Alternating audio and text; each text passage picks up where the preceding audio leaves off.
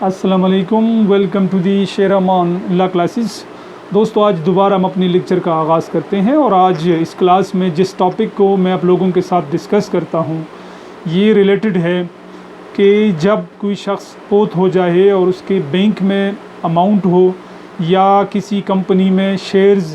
या डिबेंचर्स हो या किसी इंश्योरेंस कंपनी में उसकी जो इंश्योरेंस की रकम हो, उस रकम को हम किस तरह हासिल करेंगे। नॉर्मली ये होता है कि चाहे बैंक हो या इंश्योरेंस कंपनी हो या मतलब कोई और कंपनी हो जहाँ पे शेयर्स या डिबेंचर्स वगैरह हैं, और वहाँ पे हम अप्रोच करते हैं किसी शख्स के फोत हो जाने के बाद जो उनके वरसा है वो उधर जाते हैं उस रकम लेने के लिए, तो लीगली वो पाबंद है कि हमें वो रकम अदा करें, लेकिन इसका एक प्रोसीजर है, एक तरीक़ाकार है, उसको फॉलो करना पड़ता है। और बाकायदा वो आपसे कहेंगे कि आप एक सर्टिफिकेट ले आए अदालत से, जिसको जाननशीनी की सर्टिफिकेट या मतलब सक्सेशन सर्टिफिकेट कहाँ जाता है उसको प्रोड्यूस करें, तो तब मतलब वो कानूनी तकाज़ी पूरी करने के बाद जो मुतालिका बैंक है या जो कंपनी है या इंश्योरेंस कंपनी है वो रकम देने की पाबंद हो जाती है, वो आपको पैसे देंगे।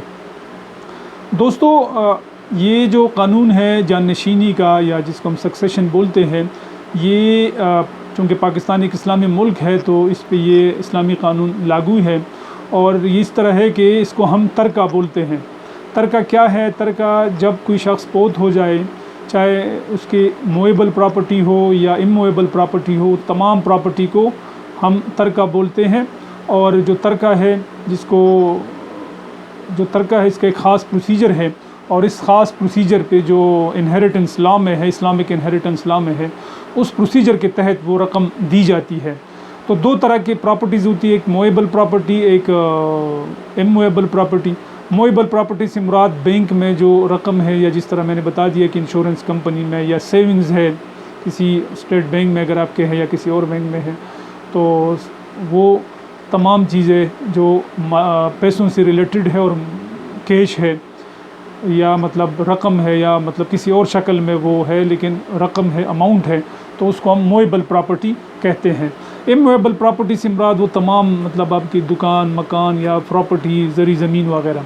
तो दो तरह के मतलब वो सर्टिफिकेट्स इशू करने होते हैं, और इसके बाद जो मुतालिका इदारा है, जो इसका एडमिनिस्ट्रेटर है या मैनेजर है या अगर किसी जगह प्रॉपर्टी है, तहसीलदार वगैरह, तो वो आपसे दो डॉक्यूमेंट्स मांगते हैं। अगर मूवेबल प्रॉपर्टी हैं तो सक्सेशन सर्टिफिकेट या जाननशीनी की सर्टिफिकेट, और इसी तरह अगर इमूवेबल प्रॉपर्टी है तो हेयरशिप सर्टिफिकेट या जिसको हम विरासतनामा बोलते हैं। ये दोनों सर्टिफिकेट्स का एक प्रोसीजर है, और ये बाकायदा अदालत सिविल कोर्ट से हम वसूल करते हैं। और इसका प्रोसीजर ये है कि हम एक वकील साहब को इंगेज करते हैं और इसके बाद हमें अदालत में जाना होता है, और इसमें बाकायदा तमाम लोगों को पार्टी बनाया जाता है, पब्लिक इतलार को भी पार्टी बनाते हैं, और इसके बाद ये रकम हमें मिल जाती है। लेकिन आज हमारा जो टॉपिक है ये रिस्ट्रिक्टेड है, सक्सेशन सर्टिफिकेट, जाननशीनी सर्टिफिकेट। यानी मतलब मुराद हमारा ये है कि हम बैंक से या किसी और मालियाती इदारे, कंपनी वगैरह से जो डिसीज्ड पर्सन है, जो फोत हुआ है, उसके रकम किस तरह ले और उनके जो वरसा है उनको किस तरह वो रकम मिलेगी, हमारा टॉपिक इस बाबत रिस्ट्रिक्टेड है। दोस्तों, कानूनी विरासत में इसमें बाकायदा हर बंदे का जो वरसान है, जिसको हम लीगल हेयर्स बोलते हैं, उनके अपने अपने हिस्से या हिस्सेस जिसको बोलते हैं या शेयर्स, वो हिस्से होते हैं और उस हिसाब से उनको वो मिलते हैं। और कुरान शरीफ में इसका ज़िक्र है, और इस पर मेरा एक डिटेल्ड लेक्चर ऑलरेडी अपलोडेड है कानूनी विरासत के हवाले से। और इसमें जो बीवी का हिस्सा है 1/8 भी है, 1/4 भी है बात सूरत में। अगर बेटी है तो इसका मतलब भाई के बराबर, दो सिस्टर एक भाई के बराबर है तो उनका भी हिस्सा है। इसी तरह अगर बहन भाई है उनकी भी हिस्से हैं। तो कानूनी विरासत के मुताबिक इसमें वो शेयर्स मुकर्रर की जाती है। अभी ये सक्सेशन सर्टिफिकेट का लेना इसलिए ज़रूरी है कि बैंक में जो अमाउंट है ये एक तरका की अमाउंट है, और ये तरका है जो डिसीज पर्सन छोड़ चुके हैं। अभी तरका के लिए जो लोग इंटाइटल हैं तो बैंक तो डिटरमिन नहीं कर सकते, उसके पास ये पावर नहीं है कि किस किस को रकम दे और कौन कौन कितना इंटाइटल है और कौन हकदार है कौन नहीं है। तो इस मकसद के लिए बाकायदा मतलब हम अदालत जाते हैं, वहाँ से अदालत हमें एक सर्टिफिकेट इशू करती है जिसको हम सक्सेशन सर्टिफिकेट बोलते हैं। और इस सर्टिफिकेट की बुनियाद पे जो मुतालिका बैंक का मैनेजर है या कंपनी का जो एडमिनिस्ट्रेटर या जो भी है वो उस हिसाब से हमें पेमेंट करते हैं, और जो जिनका जितना शेयर है उस हिसाब से। दोस्तों, फ़र्ज़ करें किसी की मौत हो जाती है और उसका एक एटीएम कार्ड है, और मौत के बाद उसका कोई बेटा या बेटी या बीवी जाती है और एटीएम कार्ड को यूज़ करती है, वो पिन के थ्रू, पिन नंबर उसको मालूम है, वो ये रकम निकाल लेती है बैंक से, तो ये इल्लीगल है। और ये समझे कि ये चोरी के ज़मरे में आ जाता है या डकैती के ज़मरे में आ जाता है, इसलिए कि डेथ के बाद, किसी के डेथ के बाद उसका जो एटीएम कार्ड है वो इनवैलिड हो जाता है। बेशक आप इसका पिन कोड इस्तेमाल करें, रकम निकलवा लें, लेकिन ये इल्लीगल है और एक बाकायदा आप एक जुर्म कमिट कर रहे हैं, इसलिए कि डेथ के साथ ही उस बंदे का जो रकम है, चाहे बैंक में है या किसी भी जगह पे, मूवेबल है या इमूवेबल प्रॉपर्टी है, ये एक तरका की शक्ल इख्तियार कर लेती है, और उसको यूज़ करना, यूटिलाइज़ करना, ये जुर्म है। और इस्लाम में और पाकिस्तान के कानून में इसका कोई गुंजाइश नहीं है। तो अगर किसी शख्स की वो फौत हो जाए तो इसके फ़ौरन बाद ये ज़रूरी है कि इसका जो सक्सेशन सर्टिफिकेट है और हेयरशिप सर्टिफिकेट है वो बनाना ज़रूरी है। अभी सवाल ये है कि फ़र्ज़ करें एक शख्स फौत हो जाए, उसके अकाउंट्स में मुख्तलिफ़ बैंकों में पैसे पड़े हैं या मुख्तलिफ़ कंपनीज़ में है या इंश्योरेंस की रकम है और वो मुख्तलिफ़ जगहों में है,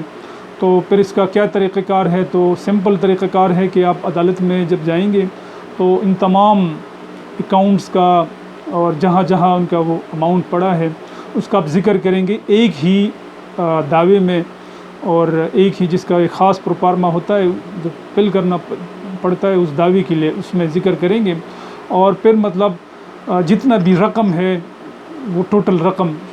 के बारे में ज़िक्र करना पड़ता है, और जज जो है वो जो मुतालिका जज साहब है वो हर बंदे का उसमें शेयर मुकर्रर करके ऑर्डर जारी करते हैं, और इसके बाद एक सर्टिफिकेट मिल जाता है जिस पे मतलब जहाँ जहाँ रकम है वहाँ पे आप शो करेंगे और आपको वहाँ से तमाम रकम मिल जाता है। सक्सेशन सर्टिफिकेट का जो कानून है ये सक्सेशन एक्ट है 1925 का, और इसमें सेक्शन 370 से 390 तक तमाम वो रिलेवेंट सेक्शंस इसमें मौजूद है, जिसमें सक्सेशन सर्टिफिकेट,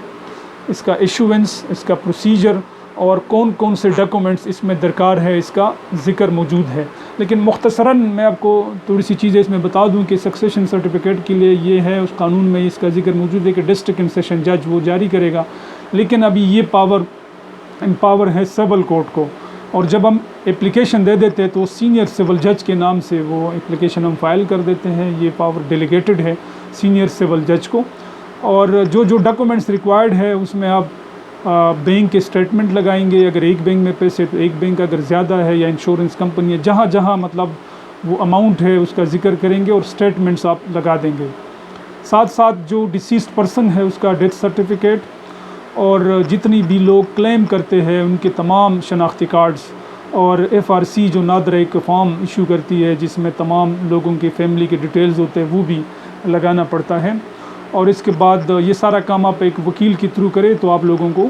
आसानी होगी, और बाकायदा कोर्ट में शहादत वगैरह वो रिकॉर्ड करेंगे कि गवाह की भी ज़रूरत होती है। और इसके बाद पब्लिक एट लार्ज को भी अदालत नोटिस के थ्रू एड्रेस करेगी, अखबारी इश्तिहार इसमें आएगा, पब्लिक एट लार्ज तमाम लोगों को एक नोटिस होगा, और इसके बाद अदालत एक डिग्री जारी करेगी और इस डिग्री के बेस पे एक सर्टिफिकेट जारी करेंगे। लेकिन सर्टिफिकेट जारी करने से पहले एक श्योरिटी बॉन्ड भी सबमिट करना पड़ता है कोर्ट में। कोर्ट इस चीज़ को यकीनी बनाएगी कि जो रकम के बारे में वो ऑर्डर जारी करती है तो कोई शख्स उस रकम के बराबर या उससे ज़्यादा कोई श्योरिटी जमा करे, ताकि इसमें किसी का राइट इम्प्रिंज ना हो और जो शेयर्स है वो मुतालिका लोगों को मिले। और ये जो सक्सेशन सर्टिफिकेट है एक ही बंदा भी ये केस कर सकता है, बाकी का वो पावर ऑफ अटॉर्नी के थ्रू कोई बंदा पेश हो सकता है, और जो बाकी लोग हैं वो बयानात दे सकते हैं। अगर कोई शख्स मुल्क से बाहर है, परस करे बंदा फौत हो और इसका बेटा बाहर है, वो नहीं आ सकता है, तो पावर ऑफ अटार्नी के थ्रू जो एम्बेसी है, मुतालिका एम्बेसी के थ्रू पावर ऑफ अटार्नी के थ्रू उसका नाम भी शामिल हो सकता है। और अगर वो इम्पॉसिबल है तो उसकी हद तक जो रकम है वो बैंक फिर नहीं देती है, कोर्ट तो हक डिक्लेयर कर देती है, लेकिन इसका जो उसके बारे में वो लिखते हैं उसी ऑर्डर में कि ये डेफर्ड हो जाएगा, बाद में उसको जो रकम है वो बाद में मिलेगा, और एट दैट टाइम जब तक वो बायर है तो वो रकम नहीं मिलेगी।